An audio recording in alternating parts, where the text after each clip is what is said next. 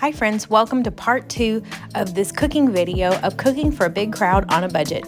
As you can see, we've made quite a few of these recipes and I can't wait to show you each and every one and take you step by step through all their instructions. So welcome aboard and let's have some fun. Okay, I have our picnic meat is not fully defrosted, but it is defrosted enough. I just use this bowl so it wouldn't drip all over the place. I'm gonna get a knife and we're gonna cut this open. Let me get some gloves for my hands too before I start messing around with this pork. And we'll get it in the roaster to defrost probably for an hour. And then we will resituate it and add the seasoning and all the things to it. We've got a knife, it's just a regular steak knife.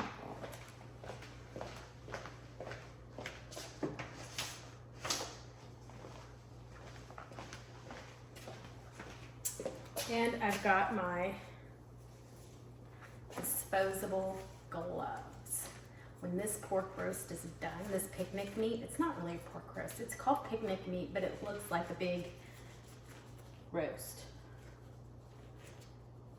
It's bone and shoulder, so it's the shoulder, not the back part. I don't know. There's still a lot about cuts of meat. And I don't know, but my husband knows a lot about cuts of meat because he loves to smoke things, and he's got a series of Weber kettles and Primos. If you would like to see any of Chris, my husband, which he said he does not want to be on YouTube, shocker, make any of his barbecue videos, please leave me a comment and I will be sure to show him. Okay, how are we gonna do this? Gosh, all right, I'm going in, y'all. Oh my gosh, I'm sorry, Piggy. Maybe it's Miss Piggy. That would be really bad. I love Miss Piggy. Okay. Oh, good. Okay, we have broken the seal, which that's on time. But anyways, we have on the pork, on Miss Piggy. Almost looks like a ham with all the skin and stuff on it. There's not like a whole lot of juice in here, which is good. So just so you see what that looks like, it kind of looks like a ham. So I wonder if you could use it as a ham, like smoke it like that. All right, so it's going in there on defrost. I'm gonna put the lid on, see if I can't, oh, it's dripping, ew. Okay, hold on. Let's get that bowl back. Now I'm gonna have to clean my floors, great. Okay. Got that. Oh, I'm gonna use some cleaner. Okay, I'm also gonna reach over here and put the lid on. It's got a little bit of water in there. I'm gonna need some more paper towels. Okay, I'm a mess. I'm gonna go get paper towels. I'll be right back and then we'll start on the gooey butter cake.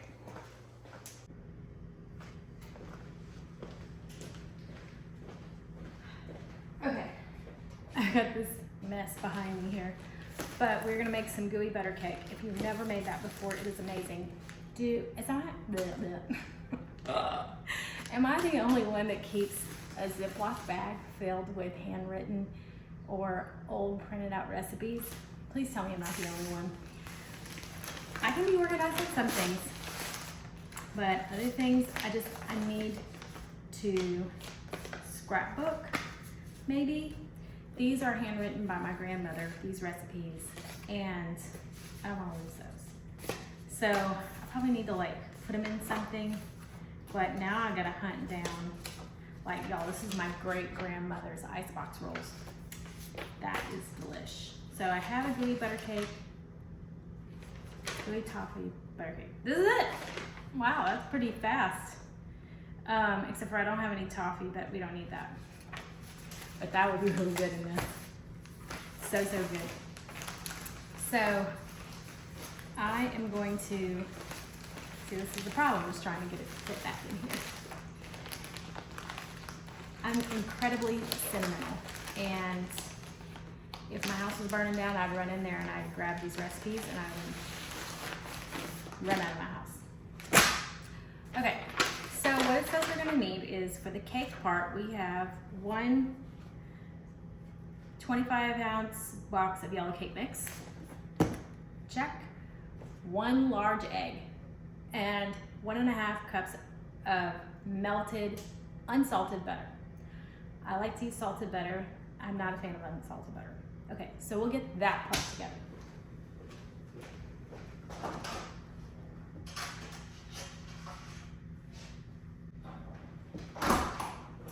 Okay, so that's 1 full stick. So I'm gonna melt this over the stove because my microwave is broken, sadly. So I'm gonna melt this over the stove, and then I'm gonna come back and we're gonna combine it all together. The other thing we're gonna need is softened room temperature cream cheese, which I have that, 2 more eggs, vanilla, confectioner sugar, which is powdered sugar. It says I need a whole box, but it's really 16 ounces, so you can measure that out. Another stick of unsalted butter melted, and then the almond toffee bits or chocolate toffee bits, which I don't have. You don't need to have that. So let me grab another stick of butter, 2 more eggs, and the confectioner sugar and vanilla.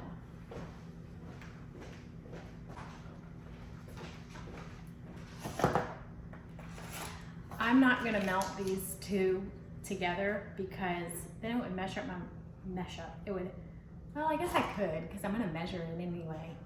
Might as well do that. Thinking out loud, guys. All right.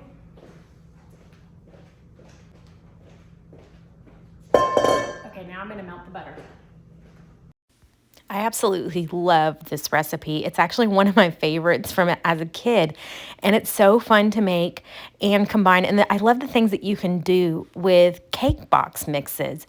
If you have a favorite recipe to use with cake box mixes, would you just comment below and let me know what your favorite recipe is? I would love to give them a try and maybe even put them on one of my videos. Okay, while the butter is melting over there in that pot, I am going to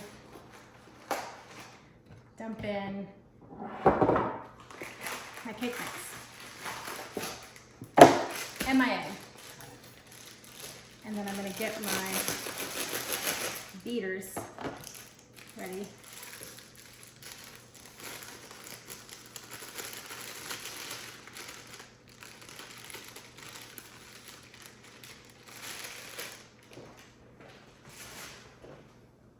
Now, this is pretty cool. A couple that we do home church with just recently got chickens not too long ago, and so we are the beneficiary of some of their eggs, and they're huge.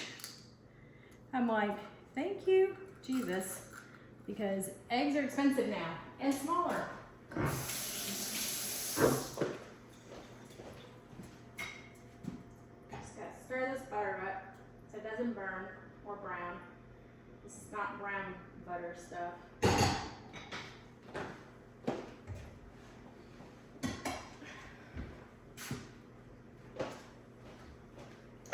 And I need to get my, I never can remember what jar I put this in. If it's in this one or that one. So,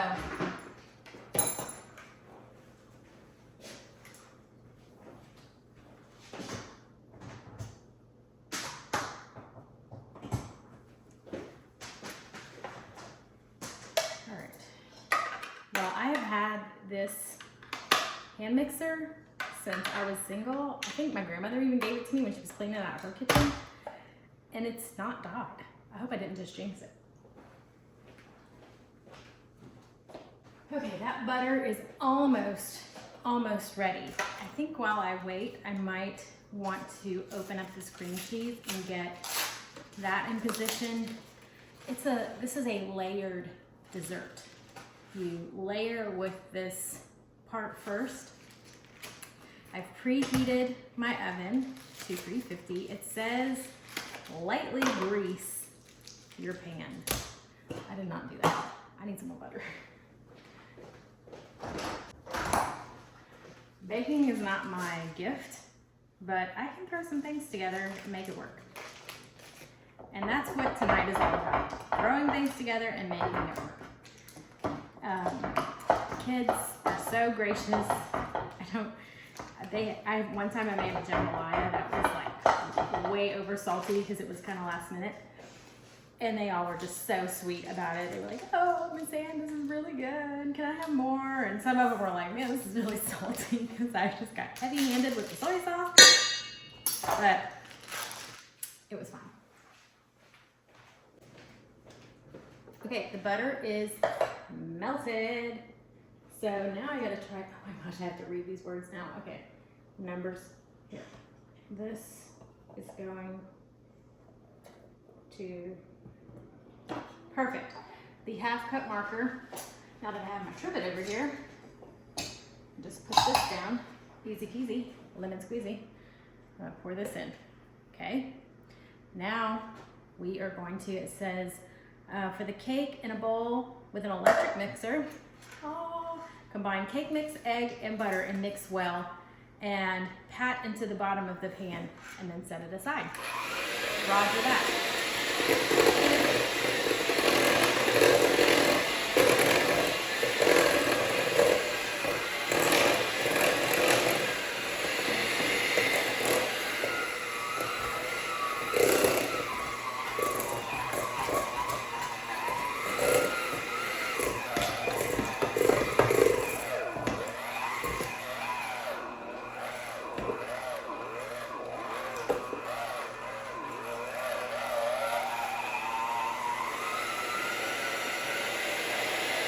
You want to hold your hand over this or else this cake is going to go flying everywhere.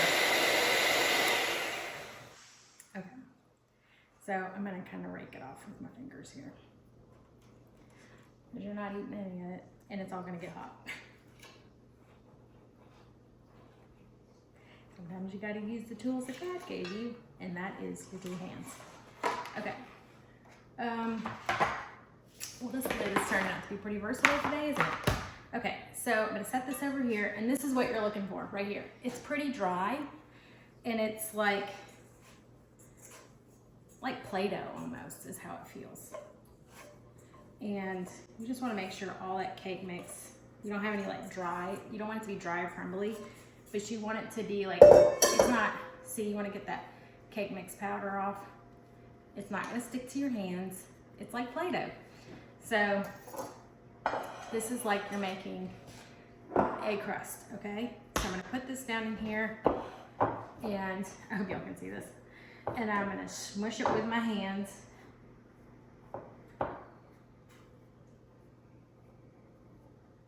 And I will post this recipe and all the other recipes in the description, and whatever it is you need to make sure that these recipes get made. And please feel free to tell me if they were a success for you or not. Okay, so that does it. This is what we're going for right here. Okay, I'm not even gonna worry about rinsing this out, but I am gonna worry about rinsing these off because I don't want all that mixed in there, but that's okay.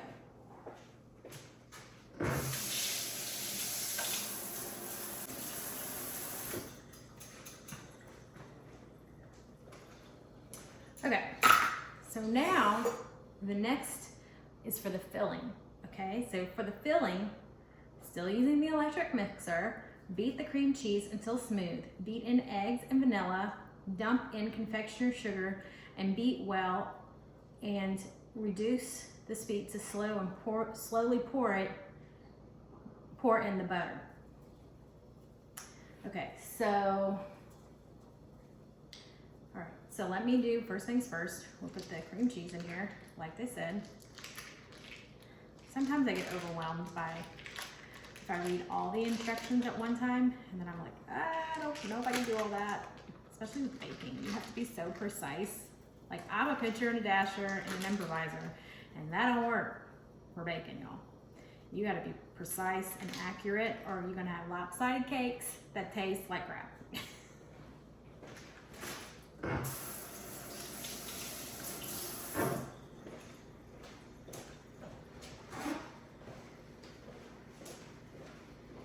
A napkin in here.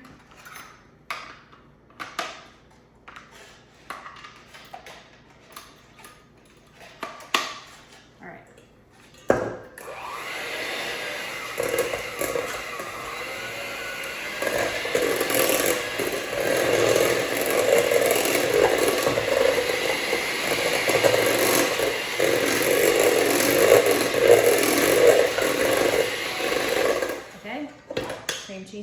y'all. Now it says, okay,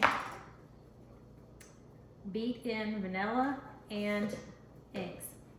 All right, so we're gonna add, y'all, these are John Mongo eggs. Look at these eggs, how big they are. The ones at the store are itty bitty now. Oh Lord, okay, I don't wanna put shells in that. Okay.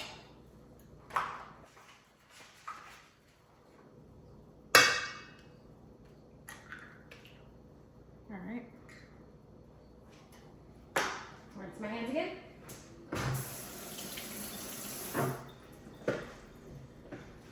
Got a little napkin.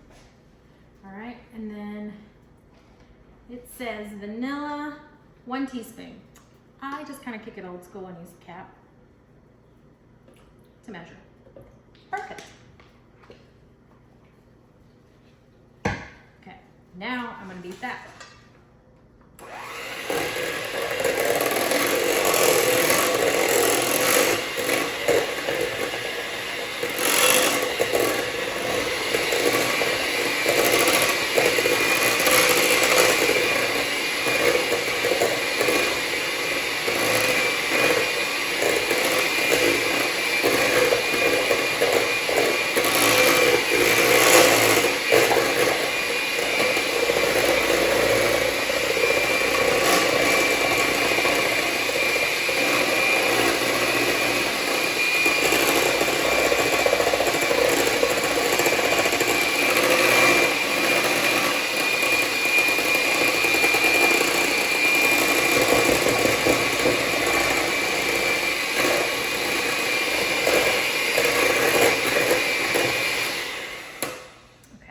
Now this is the next step, okay?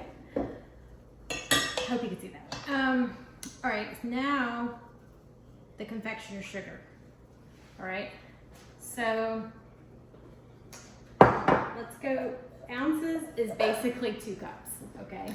So we want 2 cups of this. I hope this does not make a mess. Sometimes this powdered sugar, y'all, it just likes to fly on out of this container.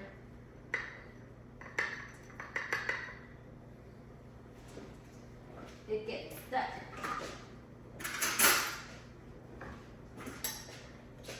And you gotta loosen it with your knife.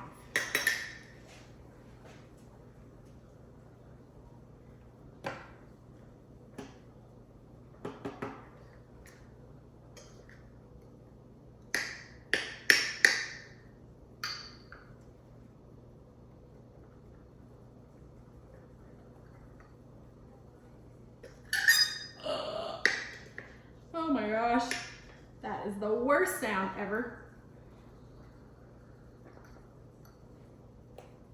And you gotta kind of pack it down too, because I had a home ec teacher tell me one time, she says, you better make sure you pack down your sugars and stuff because there gets a lot of air in there. And I got like 16 ounces right there. And then it's not gonna taste right because it won't be the exact accurate measurement that you need. All right. Here we go.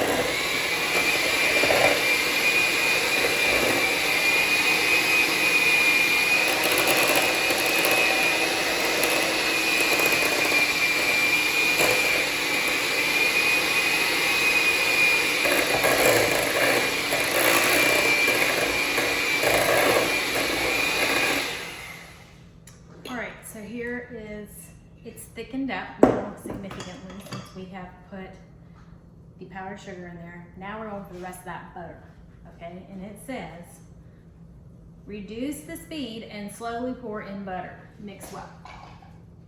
All right, here goes nothing.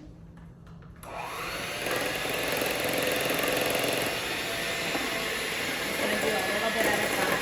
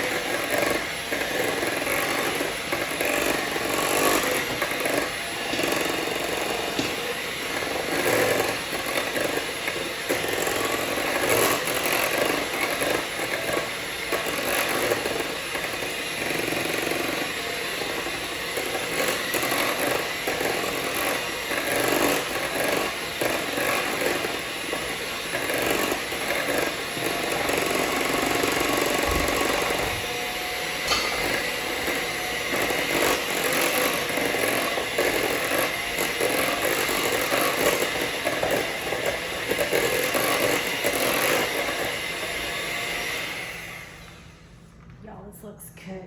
Look at that. It's nice and thick. All right, so now I believe we pour this over the top of this kind of like crust that we've made.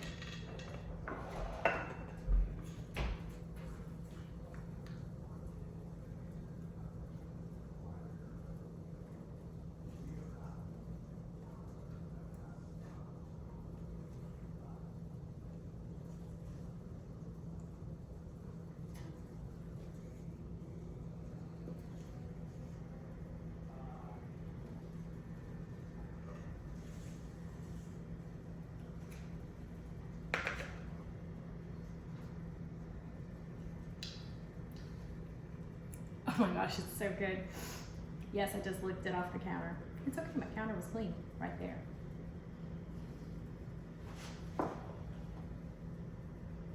All right. Sorry, I don't mean to block the view, y'all. But this is going to be so delicious. Oh my gosh, these youth kids are gonna die and feel like they went to see Jesus while they eat this. It's gonna be amazing. Maybe I'll just lick that later. All right, so now into the oven it goes for, what am I doing with my napkin? All right, it's going for 40 to 50 minutes. Don't be afraid to make a judgment call on the cooking time because oven temperatures may vary. You may want to center the center to be a little gooey, so don't bake it past that point. All right, so we're going in here for 40 minutes. What time is it, y'all? What time are we doing this? It is 12:26. I said I wanted to be done by 12:30. I'm just gonna throw some stuff into that and I'm gonna be done for a while. It's where I can put my feet up. And I'm done with all the heavy lifting for youth group tonight.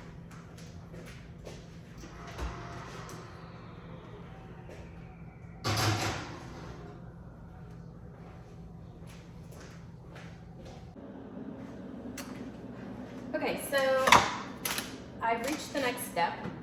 We're gonna check on the pork roast. It's looking good. This meat is looking pretty darn good. So, smells interesting. It's pork. So I put in here because you need acid to break down the tendons in meat when you're slow cooking it. So I'm gonna use a couple of oranges that I'm gonna cut in half and some limes. And then I'm gonna put some lemon, bay leaves, garlic, onions, and seasoned salt. And really that's it. But you need all of these bold flavors so that the acid breaks down the fat and it becomes very, very tender and fall apart. But then all the flavors kind of marry together and it just creates that, what do they call it, umami flavor or whatever, that really wow flavor in there. It's amazing.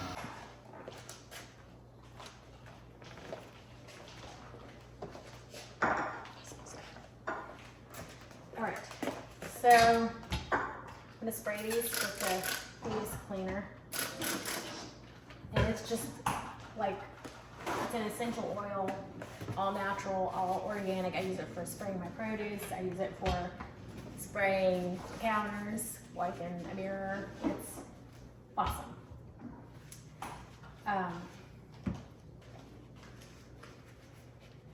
I am going to now cut these in half, and I'm going to kind of squeeze it in there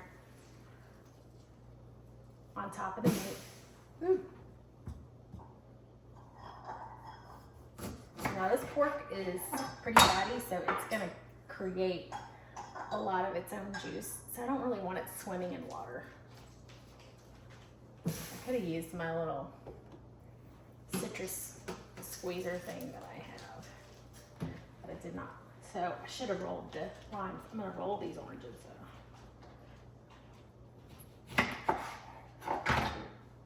Oh man, these are good. You can tell. Squeeze that all over the top.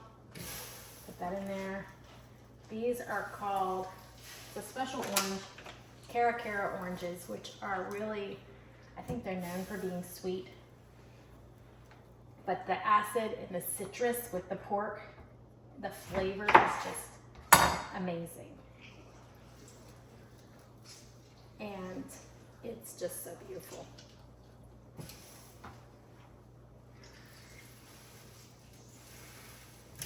All right, so I got some in there. Here's an onion that I left it on the counter the other day. And so I'm gonna just trim off the end because it got a little dry looking.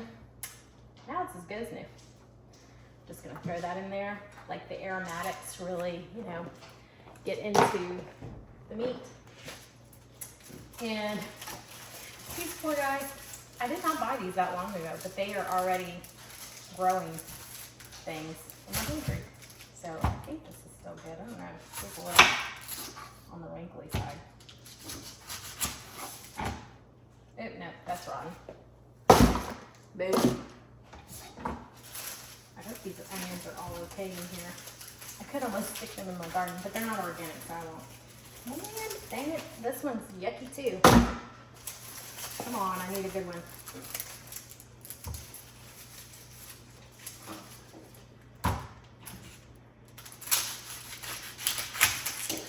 Alright, this one will suffice right here. I only really need like 2 of them.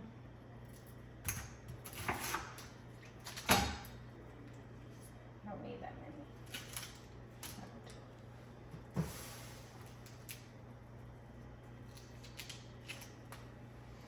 And that's gonna just basically melt into that meat.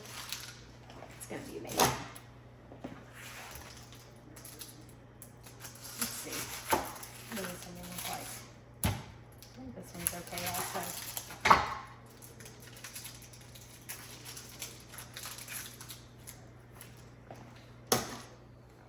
I didn't realize I had to use these up so fast. I have got my shopping and all these down to a science. I go on the day that I know the truck comes in, which is, they come in on a Wednesday in my area. I don't know if it varies with your area, but in my area, it's a Wednesday. So I wait until Thursday to go and do my shopping. Okay, now I have garlic. I'm just gonna drop whole cloves of garlic in there. So that can all come together too.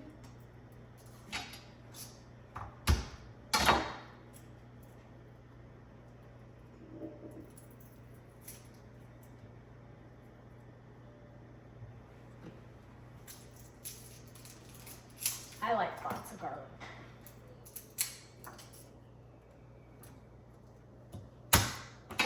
Because then when the meat is like, it falls off the bone, this might even have to cook overnight. Then all of the, like you can remove the other stuff, the oranges and the lime if you want to, or you can continue to let it cook, but that garlic you want to leave in there. And that's just, makes me want to cry. It's so good.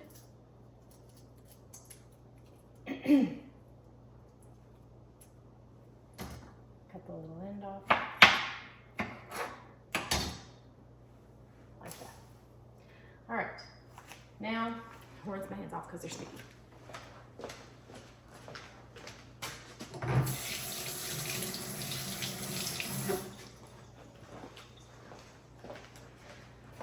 Okay, my next secret weapon is this all-purpose seasoned salt, okay? And I use a heavy hand of this because you want it good and seasoned.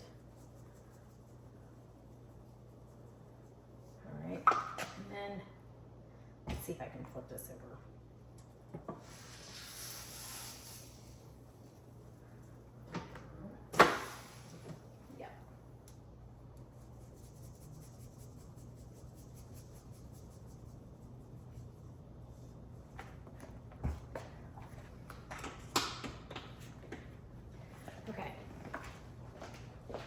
Now I'm gonna add a little bit more water.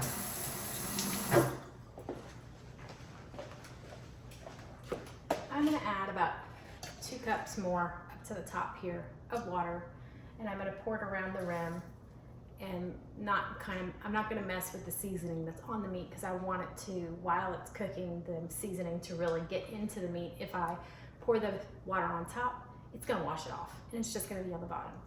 So, which wouldn't be the end of the world, but that's not what I'm going for right now.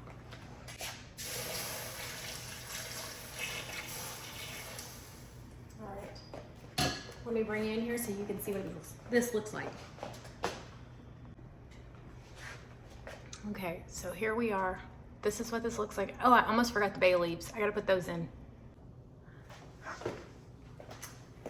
Okay, I forgot to hit record. I put in here 4